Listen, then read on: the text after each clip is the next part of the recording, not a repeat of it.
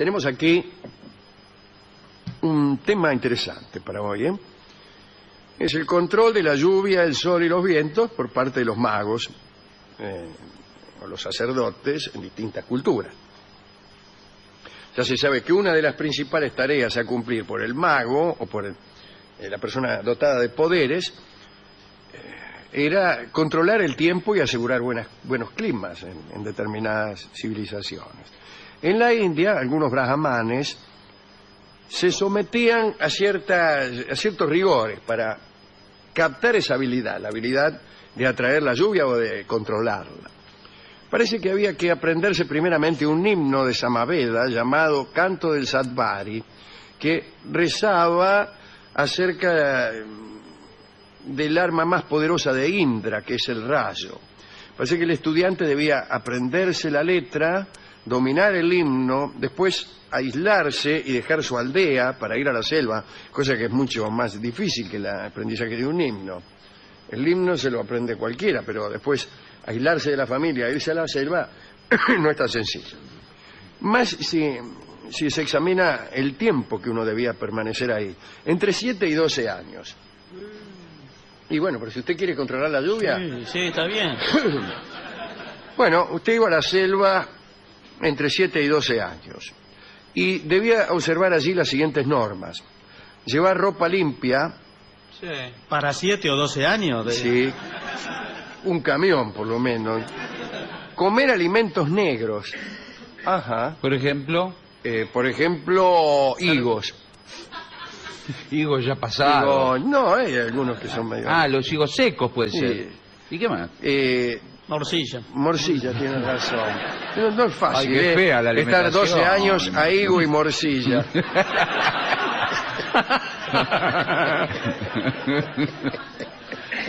Y en la selva. Sí.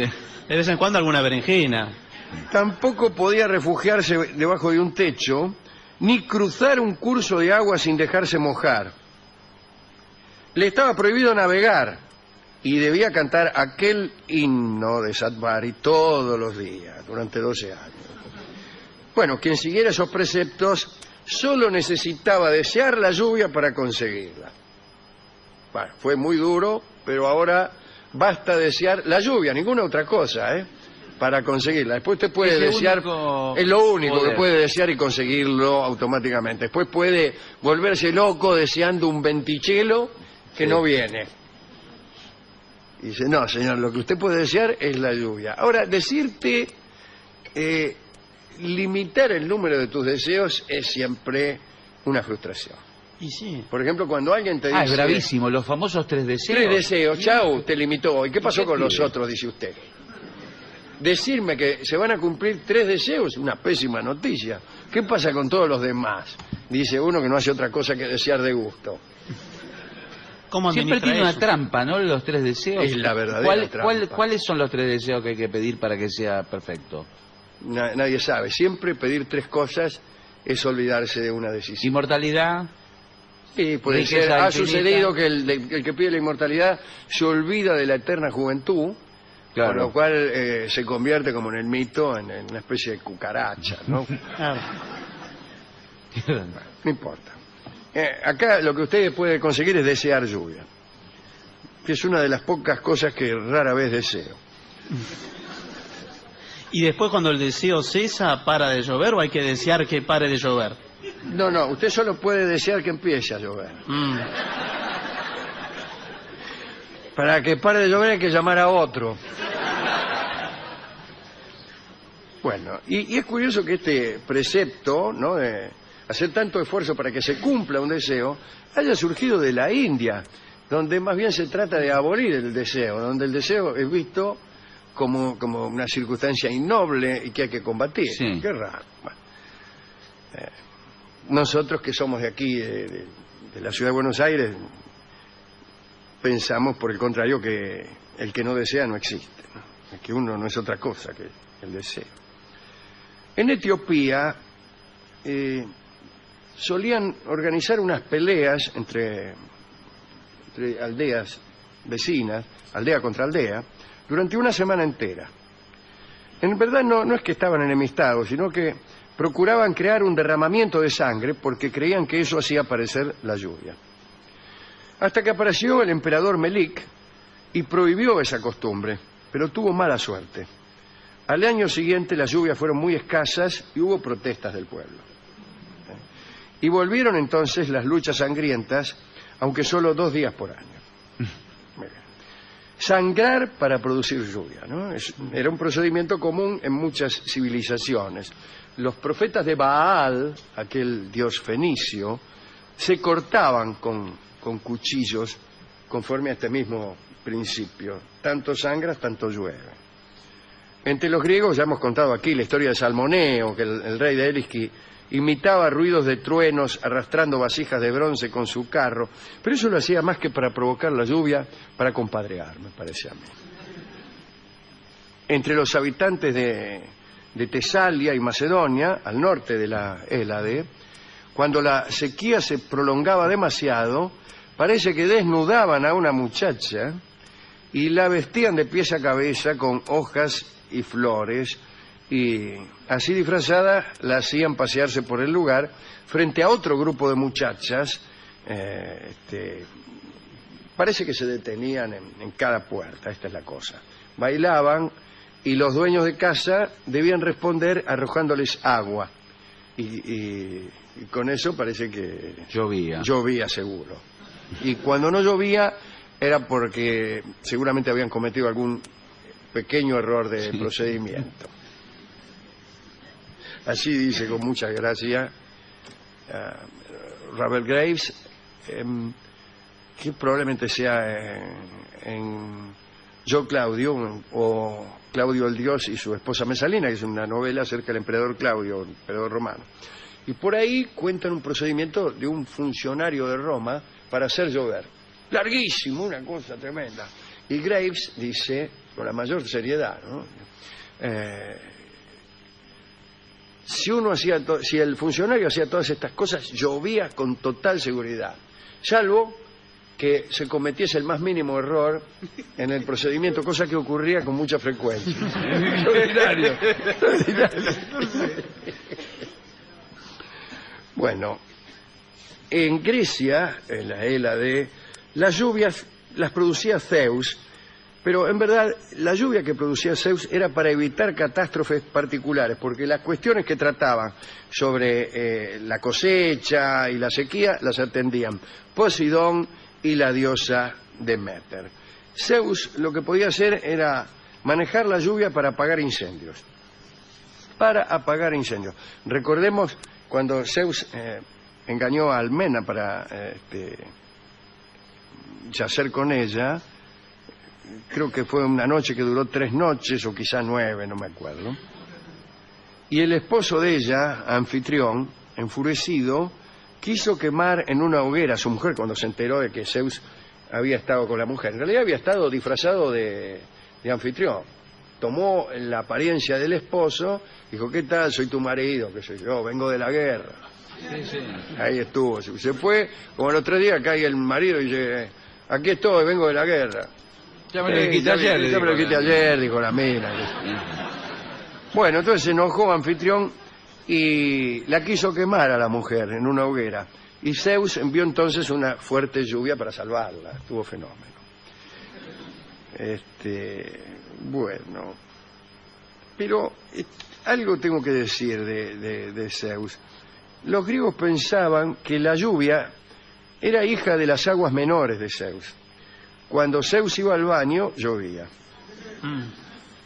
Hay un dato filológico muy interesante porque el cielo en griego, ouranos, tiene la misma raíz, ouros, que el acto de orinar, o urinar, ¿no? Bien. Los chinos, muy lejos de allí, y ignorantes de todas estas consideraciones filológicas y de cualquier otra, estaban convencidos de que si los cadáveres humanos no se enterraban, las almas sentían la presencia de la lluvia. Repito, si usted dejaba un muerto sin enterrar y llovía, el muerto se mojaba. Pero es lógico, pero el muerto percibía que se estaba mojando, y el alma decía, me estoy mojando. Y no se Por puede esa tapar. razón, fíjese en épocas de lluvia inclemente, cuando llovía mucho, desenterraban a los muertos para que al molestarles la lluvia, intercedieran en el más allá para que parara. Lindo espectáculo. Qué rebuscado eso, ¿no? Un poco rebuscado, Sí. ¿no? ¿Y pero qué quiere? Otra cosa no podemos hacer. Qué feo. Sí, muy rebuscado. Cuando la lluvia era deseada, siempre refiriéndonos a los chinos, hacían un enorme dragón de madera y papel y lo llevaban en procesión. Pero si no llovía, el dragón era insultado y hecho pedazos.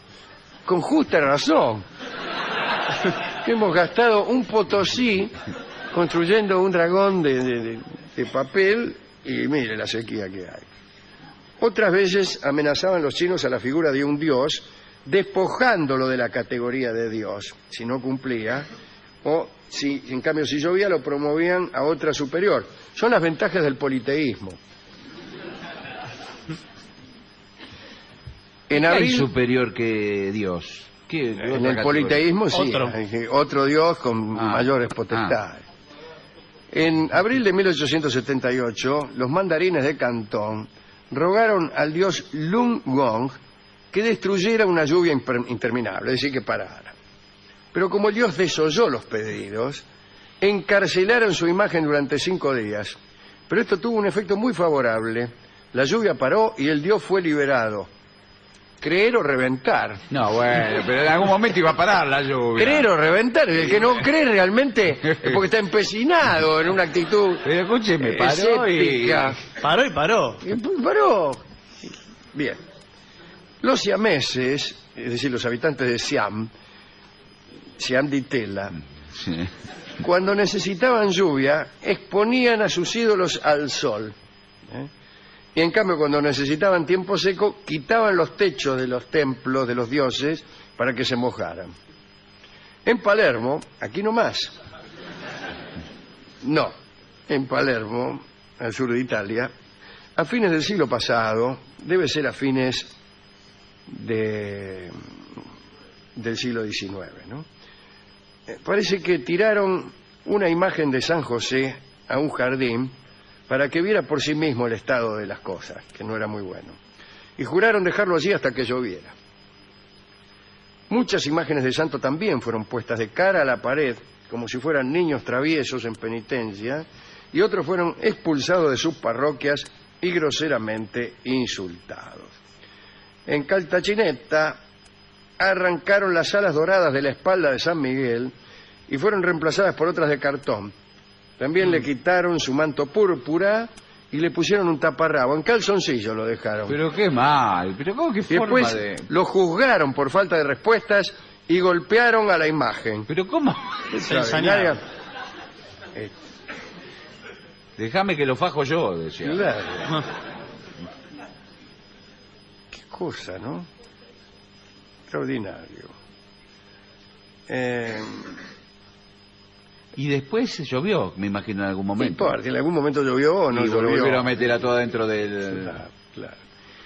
En Egipto pasaba esto. El faraón caminaba solemnemente alrededor de los muros del templo para asegurarse de que el sol cumpliera su marcha alrededor del cielo. Porque creía que si no daba ese paseo, el sol se detenía. El sol o se detenía o peor todavía era perturbado, como a veces ocurría, por eclipses u otros eventos que son siempre molestos. O que a los egipcios les molestaba muchísimo. Un ego un poco indomable del emperador, ¿no? Un poco indomable. Como sabemos, los griegos creían que el sol transitaba en su carro por el cielo. El chofer mítico de aquel carro casi siempre era nuestro amigo Helio. Tenía un hijo llamado Faetonte, que tiene también un nombre de auto, ¿no? La madre, Clémene, era una mortal de porquería. Y lo había criado, como suele ocurrir, en ignorancia de quién era su padre, ya que cuando Helio se le había unido, por no decir, o se le había unido. No, se le había unido. Se le... Se le había unido, no quiero confundir el dativo con el acusativo en un caso como este. No le había revelado su verdadera identidad. Le dijo, soy otro. Y solo confesó quién era cuando su hijo llegó a la adolescencia. Dijo, mira, el pibe que tuvimos, está bien, es él, pero yo soy el sol. Y ahora me lo decís. No, ahora me lo decís, parece mentira. Nos haces vivir aquí. Prácticamente como unos ranfañosos. Transpirando en la casa. Claro, y somos hijos del sol. Mirá cómo me tenés aquí. Mirá las pelchas que tengo. Este vestido me lo compré en el asombro de Casero hace 36 años. Bueno. El caso es que... bueno, listo. Cuando el muchacho se enteró, sos hijo del conductor del carro del sol, Helios, qué sé yo, reclamó alguna prerrogativa. Dijo, papá, dice, ¿por qué no un día dice, me dejás conducir el carro del sol? No, tomátela, ¿qué te crees? Le dijo el padre. Imagínate un padre que durante 18 años no le había dicho ni quién era. No, pero tanto jorobó que Helios accedió. Y luego de hacerle mis recomendaciones, qué sé yo, Tener cuidado de la curva, mira que... Faetonte, el pibe partió con el carro del sol al amanecer. Pero enseguida se apoderó de él un gran terror cuando empezó a tomar altura, se mareó. Y abandonó el camino que le había sido trazado. Se alejó demasiado, después se acercó mucho a la tierra. Eso produjo terribles sequías. Por poco quema el planeta entero. Se dice incluso que cuando pasó cerca de Etiopía, la proximidad del carro del sol hizo que los habitantes de esa región tomaran un tinte más oscuro en su piel. Es un mito creador de racismo, más de los tantos que hay. Después subió tanto que los astros, las estrellas, se quejaron a Zeus. Zeus se asomó a la ventana, vio los líos que estaban haciendo y lo fulminó al pobre Faetón, precipitándolo al río Erídano. Desde entonces Helio continuó solo, transitando con su carro la bóveda celeste. A este carro lo arrastraban unos velocísimos caballos llamados Irunte, Eero, Aetón y Fleronte. Con ese carro recorría el mundo y al anochecer llegaba al océano y ahí se bañaban los fatigados caballos. No está mal esa imagen del océano occidental. Y guardaban el sol. Y claro, se guardaba ahí atrás. Los habitantes de Rodas, allí donde estaba el coloso, cuando necesitaban los beneficios del sol, le entregaban un homenaje que era 4 caballos que los hundían en el mar para que el sol los usara. Pensaban que allí era donde el sol descansaba al atardecer, bueno, qué sé yo. Esto es todo lo que tengo que decir. Hay muchas cosas. A mí le voy a contar una muy chiquita que hacían los hechiceros finlandeses que vendían vientos. Mire.